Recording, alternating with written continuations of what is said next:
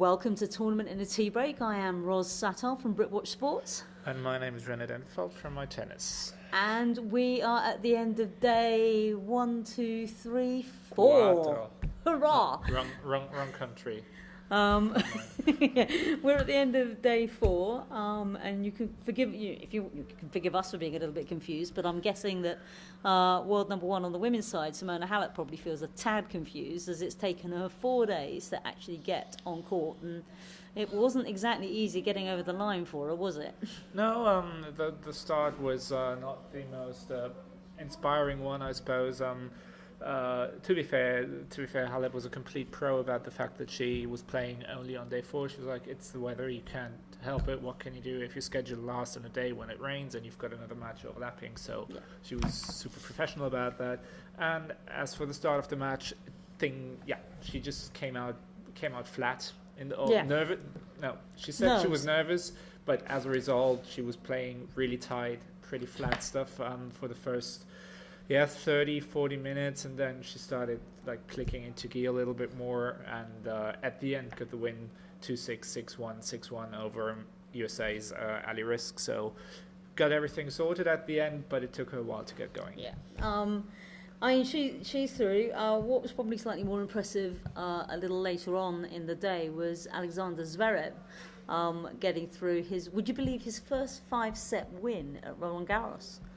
Well, I mean, to me it feels like only his third actual Roland Garros. So last year obviously he lost to Verdasco, and the year before he lost to Thiem in the third round. So it doesn't feel like that. To me, the 5-set that is the first 5-set match doesn't feel like too much of a deal. Actually, it's just the fact that he got it under wraps despite being down 2-1, so that very good for him, and he was in pretty good spirits afterwards. So important for him to get this done, and but it took him a fair while out on the bull ring against a pretty informed Dusan Lajovic, who had played a really good clay season. I'm just seeing more maturity in him as tournaments go by. I mean, he didn't panic. There wasn't him getting down on himself, and moreover, I mean, do you remember in Madrid when we went down to see him in the tunnels, and he was sort of joking about how he's been doing lots of fitness, but not that anybody would notice.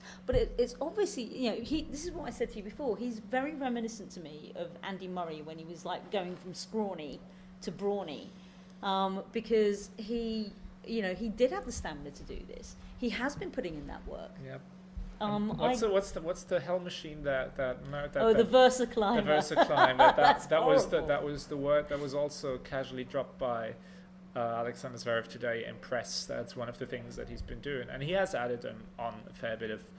He's still a very tall person, and he's probably still not filled out completely. No. But he has added on a fair bit of muscle and a bit of me, and I think it was clear to see that Dusan Lajovic looked a little bit tired at the end of the match, and Zverev was just had found his rhythm, and was also said, look, it was 3 hours into the match, I wasn't as fresh as I was at the start, but I still felt pretty good. And I think in that situation it wasn't even the fact that he had come back from from a set down for example in Davis Cup. It's more the fact that he's been able, for example, to make finals in Rome last week on a completely empty tank. So I think that was where he can take a lot of confidence from. I mean, before we get on to maybe other people that were struggling quite a bit more, do you obviously everybody just focuses on Nadal. I had to do something on radio this morning where they were like, it's just Nadal's, isn't it?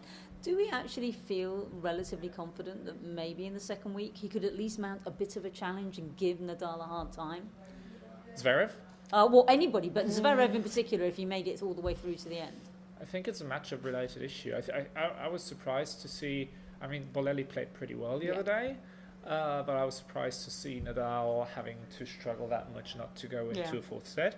So I don't think he was particularly happy with the way that he played at times in that match, and I think it'll give him a kick up.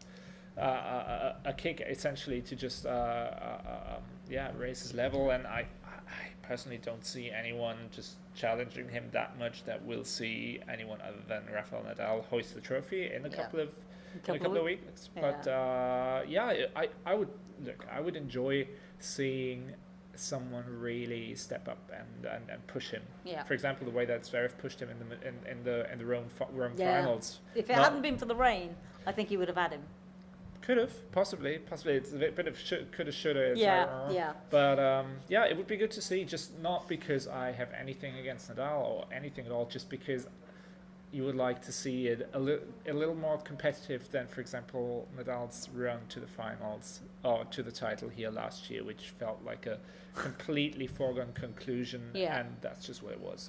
I'm just a little distracted by what looks like Casper the Friendly Ghost sitting in the corner and somebody on a mobile phone in the middle of what looks like a raining court. But anyway, I digress. But there's something wafting in the corner, and I swear to God it looks like Casper. And then there's somebody just sat there on their phone, and if it's raining out there, it's like, just why? Anyway, I don't see any of that, but then again, maybe I'm just hallucinating. I digress. Somebody who is also a top seed, Grigor Dimitrov, really made a meal of his second round. Completely unexpected? No, not really. No. I had Dimitrov as I stand by this. I had Dimitrov as my pick to possibly drop out fairly early. I'm sure I wasn't the only one. No, and you're not. said on the weekend, I said I wouldn't be shocked if Dimitrov lost to Donaldson, and Donaldson sure enough took him to 5 sets. Dimitrov at the end got it done, celebrated it rather pompously almost, and kissing his knees, and then like going what was all that a basta about? sign, whatever. I don't know. I have no idea. Okay.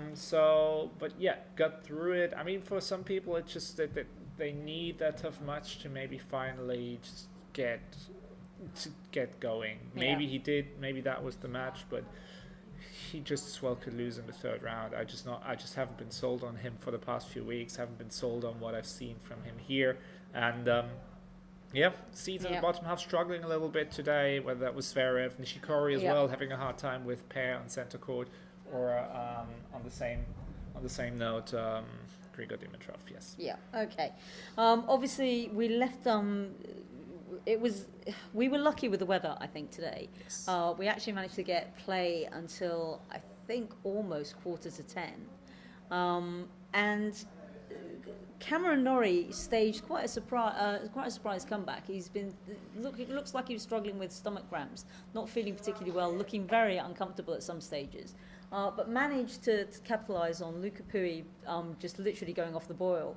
I think the French gambled on the fact that Pouille would get it done in 3 because he came out. Cameron looked overwhelmed in Chatrier, to be absolutely honest with you, in the first set. Second set picked up the pace. Third set actually began to look quite dangerous. So hopefully with a day's rest he can make it competitive. I still think Pouille will win, but I think hopefully he'll be able to get that done. And the rest of the Brits are in action. Kyle Edmund is in his second round match, and so is Heather Watson, so we will cover them in a little more detail. But let's finish on another match. I think this one has got to go tomorrow as well. It does, which is Dominic Thiem and Stefanos Tsitsipas. Exactly. So super interesting match out on court 18. Started pretty late, not least because Grigor Dimitrov took his fair time until he got things sorted on 18 to make it to the third round.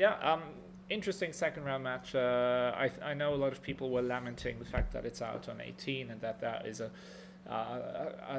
disgrace and so on and so forth. I actually think it's a cool setting. I like the court. Yes, maybe it should be on a bigger court, but the atmosphere will be pretty cool. Will be pretty good tomorrow as well when they pick it back up. Team up 2-1. They'll resume at this point tomorrow midday after the first match on there. So another one to look forward to, and I think Team will get it done maybe in the 4th or at the very latest in the 5th set, because Tsitsipas just doesn't have the best of 5 experience that Team has. Okay, well, I think we'll drop it there because I'm convinced that's Casper in the corner. I think I'll just give a quick shout out to the women today, especially those who are playing early on, Kvitova, Svitolina. Oh, yeah. Everyone just getting things done pretty efficiently. So looking good for also Kontaveit setting up a big third round with Kvitova. So there's a lot to look forward to over the next couple of days, and just something that slipped my mind earlier when we were talking about Halep, so I thought I'd give them a quick shout out that not everything is chaos as some people would like you to believe on the WTA. Sometimes, or quite often, people that you think were playing well in the lead up to the tournament are still playing quite well here. Right. You have, of course, been listening to Ross Satar. And Rene Denfeld. And we'll be back tomorrow. Au revoir. Thank you for listening.